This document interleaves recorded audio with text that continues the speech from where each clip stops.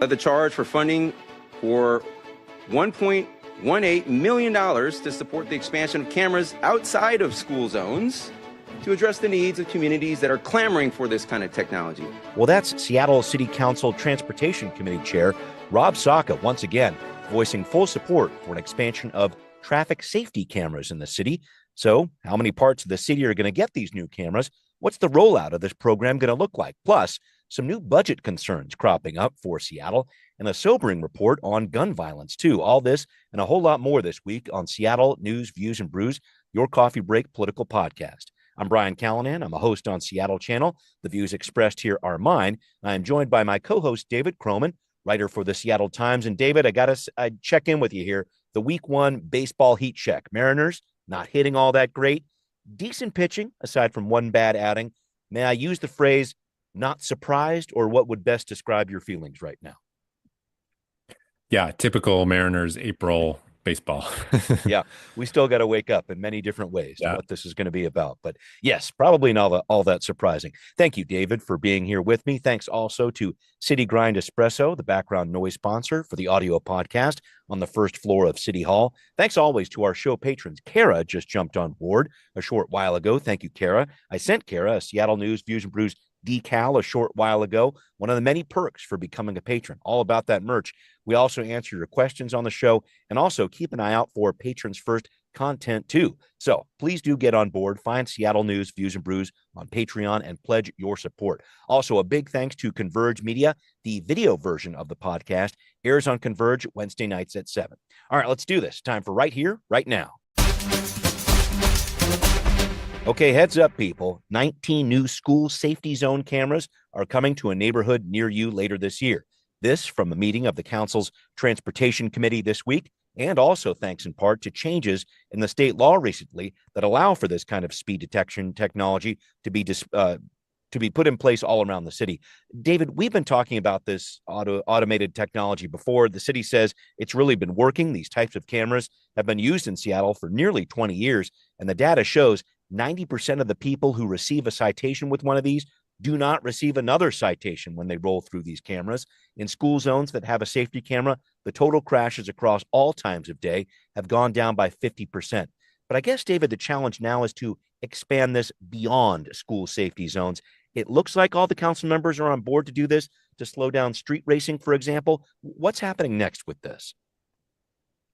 Yeah, I mean, there has been kind of ongoing support for this in a pretty broad sense for a few years now, really. The question is just actually getting them out into the streets, and that has proven to be the more difficult piece of this, because again, politically speaking, this hasn't been particularly contentious. I was going to say the prior council in 2023 was talking about this before all the new members came on board. Yeah, I'm thinking of Councilmember Morales and Peterson both kind of teaming up on this issue. People who are not always working together. Right. So, but again, yeah, it's just the question of actually getting these out, installing them. It's kind of an expensive, slow process. And then eventually, once they're up, making sure there's people to review the tickets. That was, I think they've kind of solved that problem, but for a while that was an issue with traffic cameras, is the police department didn't have a big enough unit to actually go through the tickets. So a lot of them were just expiring without ever being followed up on. But, again, I think we've talked about this before. I think at a time when, I think traffic cameras tick a lot of boxes, which is right. We know that roads are really unsafe right now. A lot of people are dying. We also know that there's not a lot of enforcement capacity in police departments, particularly around traffic. I don't know what the numbers are now, but the Seattle Police Department for a while had basically just stopped doing any traffic enforcement. And then, there's this other piece of people who don't want to have face-to-face interactions with police. All of those people sort of see value in traffic cameras. There are, of course, surveillance concerns that I think crop up, but the political momentum is firmly in favor of these kinds of automatic cameras. Yeah, and just in touching on that police piece, it sounds like the city has figured out some ways to make this happen such that non-sworn officers could be Right. the people actually reviewing this material. So we're talking about an enforcement piece that has been beefed up with some help from these recently passed state laws. I did want to go further down this path here, David, in terms of when and where these cameras are expanded out into different neighborhoods, because I heard this issue brought up a few times in this committee meeting, the idea of equity as to where these cameras are going to be placed. We're talking about an equity toolkit. You may have heard that phrase a few times, folks, rolled around City Hall here.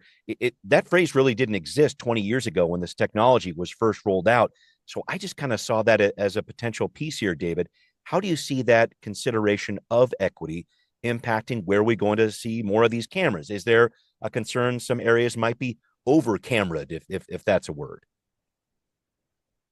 Yeah, I mean, I think there's two ways you could look at this. I mean, there's the over cameraed viewpoint, as you mentioned, which is, there are legitimate concerns about over surveilling, communities with a higher proportion of people of color and maybe lower incomes. Of course, that stands out. You're putting more cameras in their neighborhoods. I'm sure people will have some concern about that.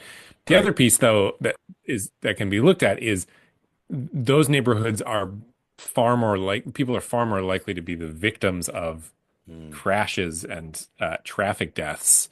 The disproportionate number of pedestrian deaths are in kind of Rainier Valley area. right. There's a lot of reasons for that. I mean, a lot of it has to do with where we built our roads and the busiest roads and where people can afford or have been forced in some cases to live. Mm, And so from that perspective, you could actually also make the argument that these neighborhoods could benefit more from these surveillance or automated traffic devices than some other neighborhoods. So I don't know, there's kind of two ways to weigh the equity piece to this, I think. I would agree with you there. I'm interested to see this because I think a lot of neighborhoods are calling out for these things. Areas like Rainier Avenue South, I know there's been a lot of call for it in other neighborhoods too. I'm interested to see how this rollout goes. But what we're going to see here, folks, is really the start will be with these school safety areas. So 19 of those going in place by the end of this year. And then at the start of next year, it sounds like more of these conversations about the larger issue or of where more of these speed cameras might be going in place. That's when that's going to be taking effect. All right, I wanted to talk about another big budget issue with you here, David. Cropped up for the council last week, still playing out right now. This is in regard to the jumpstart tax, the payroll tax on big businesses. We've talked about this on the podcast too. Saved the city last year. It came in with $42 million more than expected, really worked as a short-term fix for a major budget gap here. But this year, Seattle's Office of Economic and Revenue Forecast says Jumpstart looks like it's going to have $47 million less than what was projected. So a bit of a seesaw here. I was interested in this, David, because the mayor put out a statement right after this news came out, and he appeared to walk a very fine line, pointed out, okay, this is a very volatile fund, very true, has a lot of ties to the stock market. He said the decrease could be tied to major employers moving jobs out of Seattle. Harrell said in his statement he wants large corporations to pay their fair share, but also recognizes that businesses are looking at their bottom line. I was just looking at this, David, and trying to figure out what is the right way for the mayor and the city to navigate this. Yes, this is a newer tax, but this is the first drop in jumpstart revenue projections that the city's ever seen.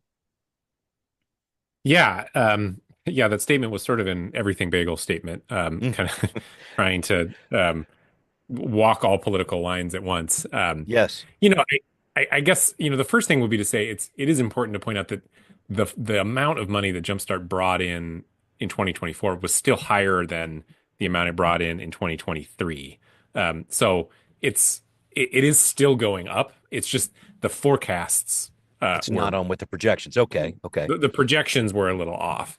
Mm-hmm. But in practical terms, the projections are kind of what matters when it comes to actually budgeting. And Yeah, the reality was that this current budget was built around an assumption about what they would have for the jumpstart tax. Now that they don't have it, it's I think the mayor's office is essentially waiting for the April forecast in hopes that maybe it shows something more optimistic. If it doesn't, which I don't see any reason it would necessarily, then I yeah, think they're going to have to make some tough decisions like this year. I don't think this is a problem to be solved next year or for next year's budget. right.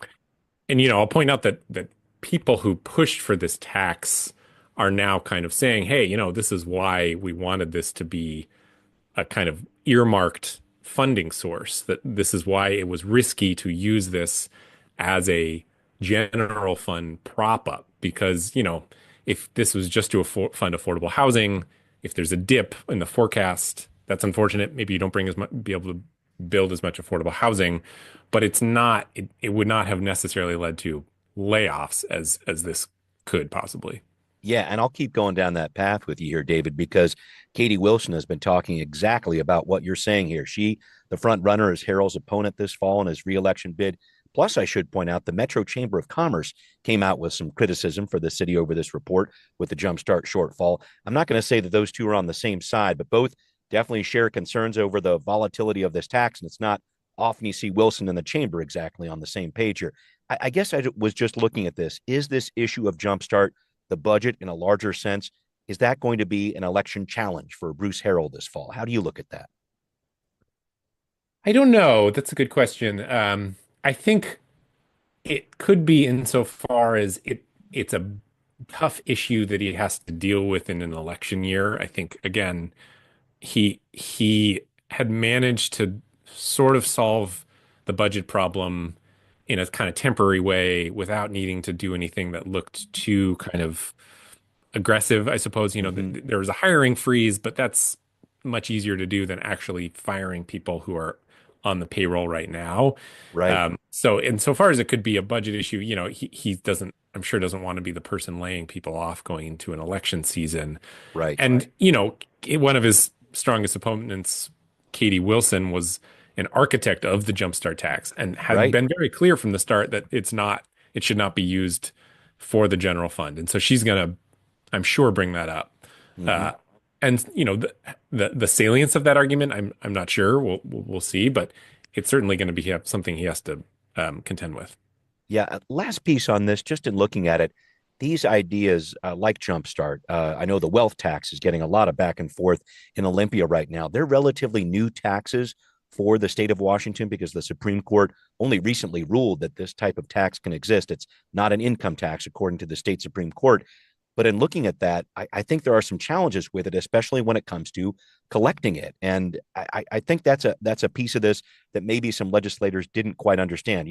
What sort of loopholes are different employers potentially going to go through to move jobs out of the city? I feel like there's a lot of unknown still surrounding this tax because it's so new. Just the matter of collecting it seems like a real unknown to me in some ways.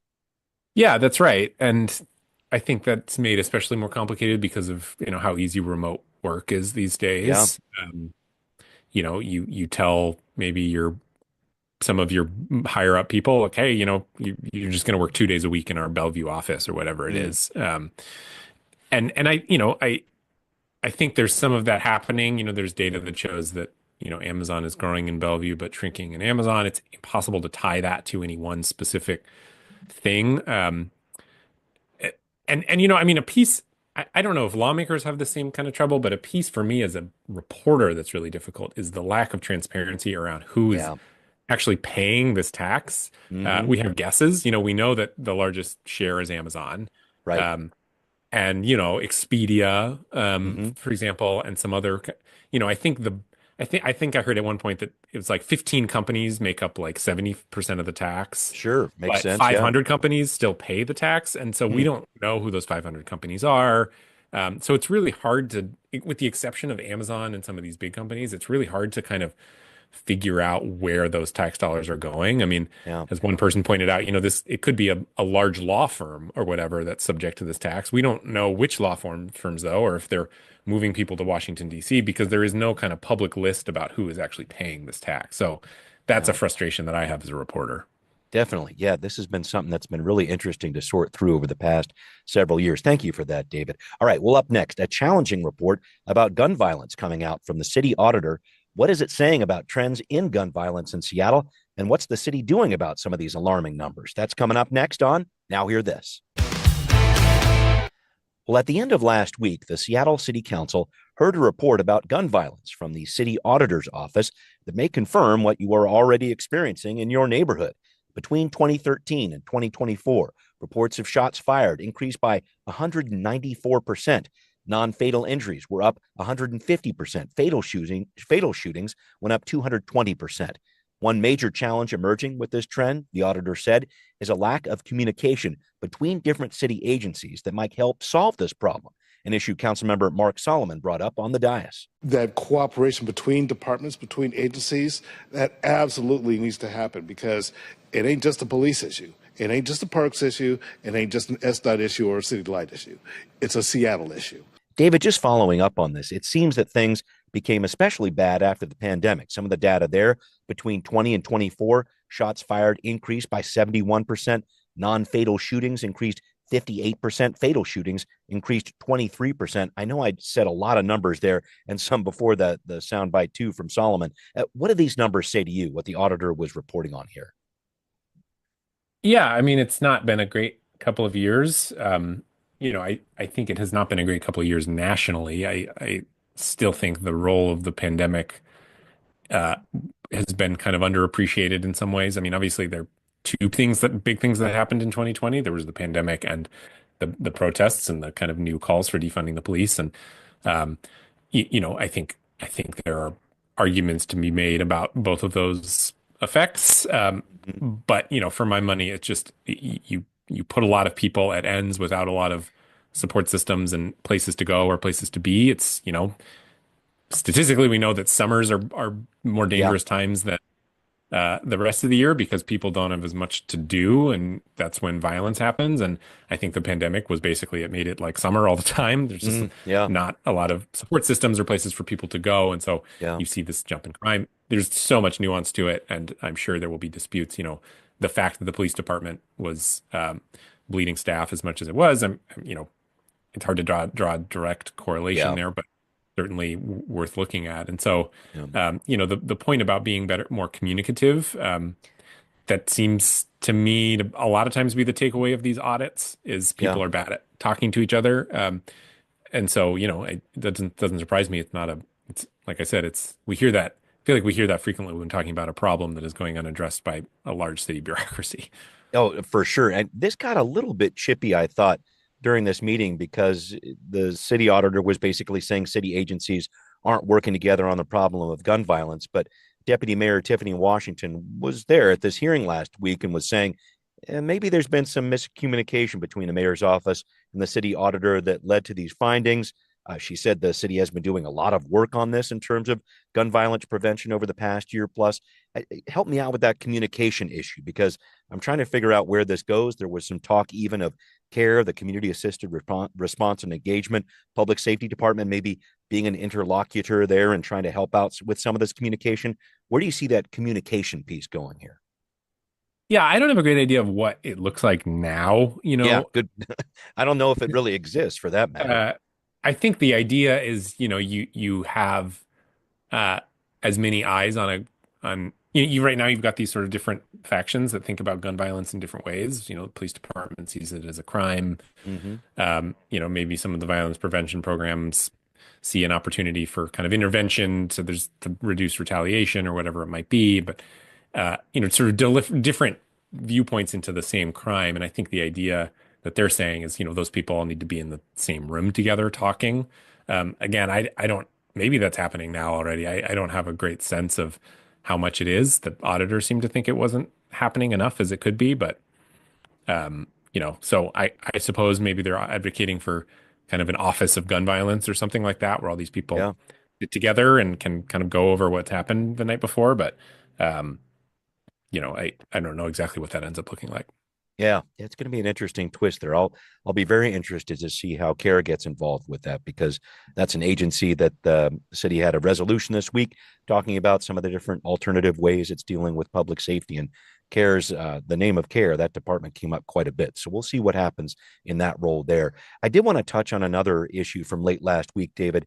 The city council was discussing how it's going to incorporate new state directives on how and where to increase urban density. And this would happen before its grand comprehensive plan is settled, which with a number of legal challenges could be a few months. We discussed this a number of times on the podcast, David. House Bill 1110, this missing middle housing piece that the state has been pushing forward, needs to be in place in cities around the state by June of this year. You wrote about this recently, though, David, in the Times, this larger concept of the state sort of driving the train when it comes to where growth should be happening in our cities. it isn't something a lot of city leaders in Seattle are all that happy about. What's going on with this? Yeah, it struck me as an interesting time because, I have been around long enough to remember the last kind of big housing fight that what happened at the city level, which really was 2015. And at the time, the state was not anywhere on anybody's radar. And so it was very much a purely city-based fight. And all the housing lobbyists were kind of focused on Yeah. Seattle. Is this Um, mandatory housing affordability, MHA, that stuff? yeah, and the HALA committee, the Yes.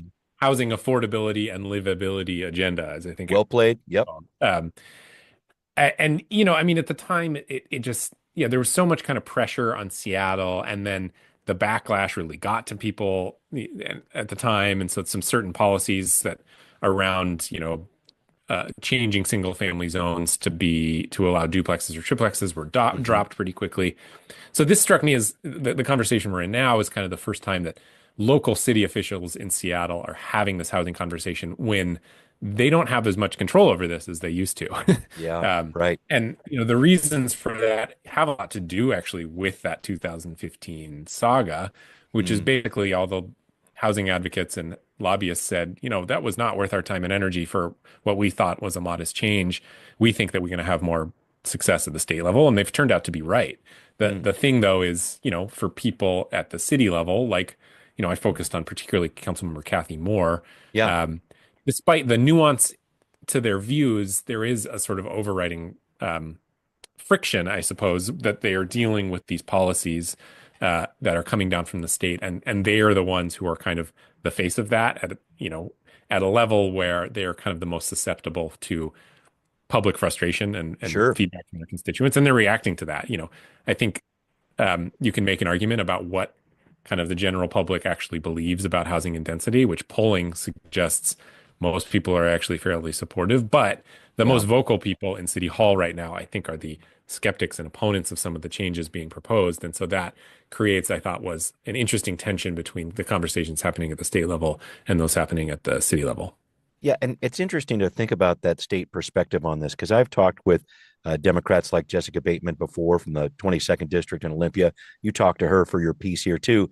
And I think her point of view, and I read it in your piece, and I felt this too, is that cities have been kind of getting in the way over the past 10 years. And I should point out, House Bill 1110 was a bipartisan measure. A lot of center right politicians want to see more density too. They want the business of developers and builders to thrive here.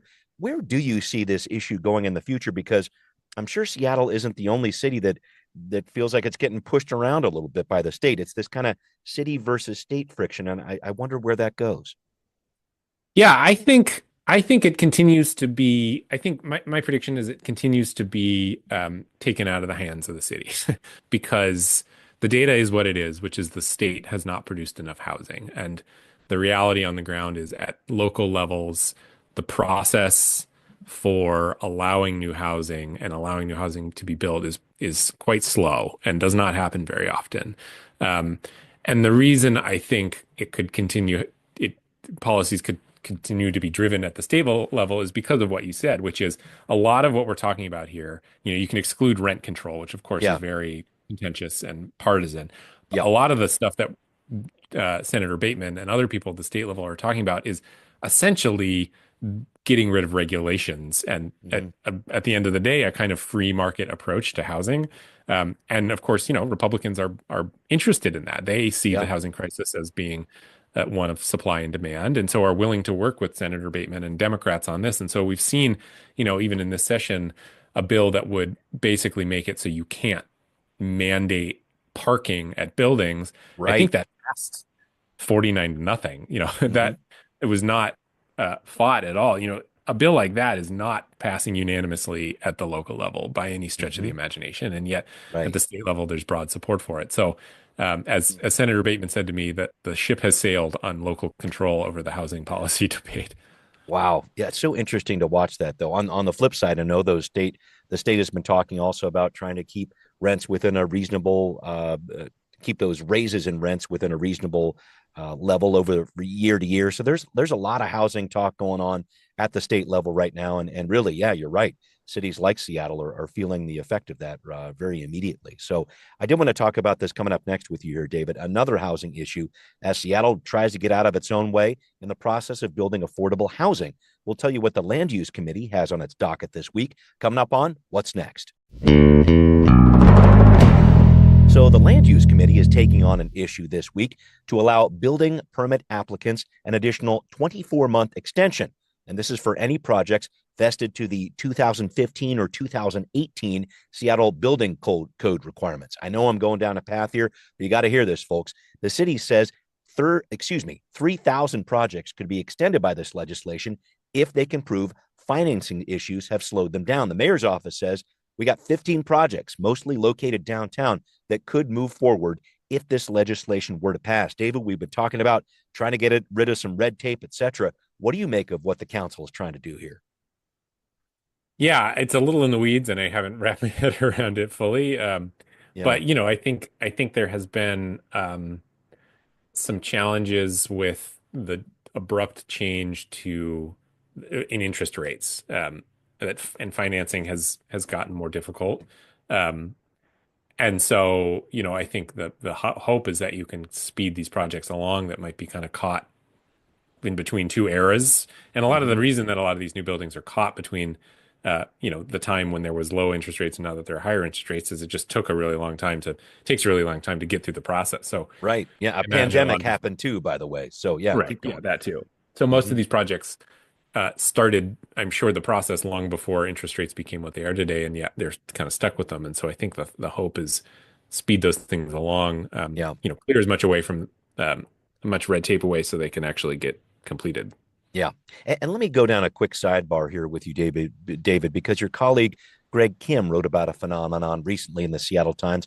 During the 2010s, Seattle lost more than 14,000 rental units considered affordable for the lowest income households. At the same time, it just so happens, our population of people without homes increased exponentially, and a lot of people from the tech world were moving here too. What struck you about what Greg wrote there, David? Seeing those numbers like that was a very stark realization for me. Yeah, I think we talk a lot about affordable housing. When we say affordable housing, I think a lot of times we mean subsidized housing, funded by the government. But the reality is the cities that are most accommodating to kind of working class, middle class, even lower middle class folks are the ones that have affordable housing, sort of quote, naturally affordable housing. Right. So affordable housing that it exists because for a number of reasons, some places it's a bad thing, like Detroit, there's not enough people there anymore, or at least there for a period of time. Or because cities, you look at Austin, have built a huge amount of housing and have kind of kept up with that. And so I think Greg's piece did a good job of showing that as the city grew, the policy did not follow. So we were adding jobs, but we were not adding housing. And so you can talk as much as you want about subsidized public, affordable housing, but at the end of the day, that's not going to be able to make up for the lack of supply. Because when rich people move in, they're going to outbid people for every level of housing if there is not enough. And so you increase the general rates of how much housing costs, and suddenly you're in a position where there's not enough housing for not enough people and for so many people. And then it's a game of musical chairs. And the result of that is either people leave or, in the worst case scenario, people become homeless. Yeah, and when bigger pocket developers come in too, that's another piece of it, potentially buying up these older properties that were naturally affordable and moving people out and fixing them up and charging higher rents. I think that was a dynamic that I saw in Greg's piece too. That's another story behind the story, I think, behind this too.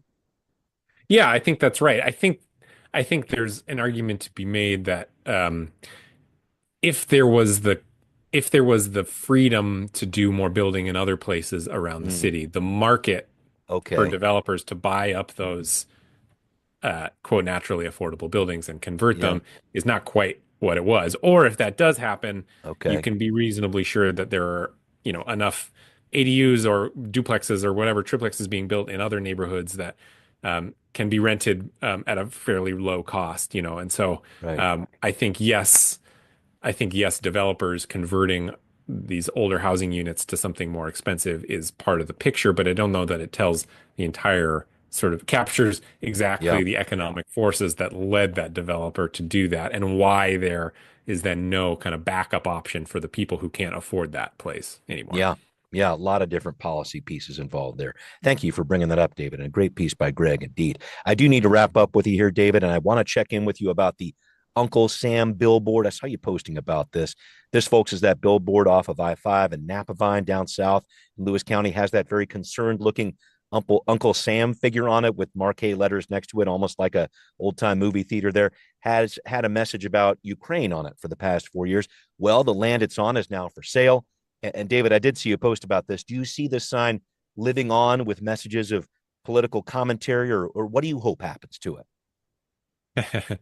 I don't have any hopes for it. I don't at the end of the day care what happens to it, because, this is properties move from one hand to the next. Yeah, the next person can do whatever they want with it.